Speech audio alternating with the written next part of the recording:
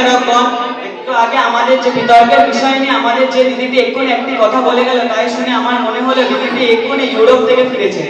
দিদিকে মনে রাখা উচিত যে আমরা ভারতবর্ষে বসবাস করি। ভারতবর্ষের জনসংখ্যা 150 কোটি।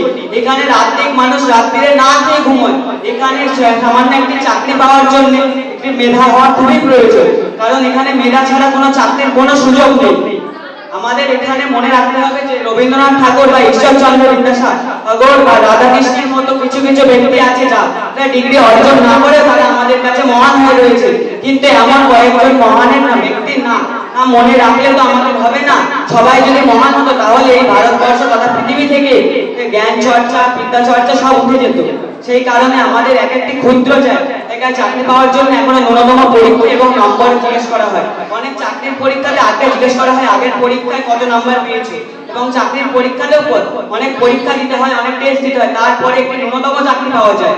এবং এই চাকরি পাওয়ার জন্য নাম্বার একটি গুরুত্বপূর্ণ ভূমিকা পালন করে। এই নাম্বার হচ্ছে এমন একটা জিনিস যেটা আমাদের বোঝায় আমাদের মেধার স্থান, আমাদের আগ্রহ সৃষ্টি করে আরো বড় কিছু করার জন্য। এবং দিদি যে ঈশ্বরচন্দ্র বিদ্যাসাগরের কথা বললেন, তারা মহান ছিল, কিন্তু এখন মহান হলে কোনো লাভ নেই। এখন আগে দরকার হচ্ছে আমাদের বেঁচে থাকার জন্য শিক্ষা দরকার। এই শিক্ষার মাধ্যমে আমাদের নিজেদের জীবনে সবকিছু পেতে পারি।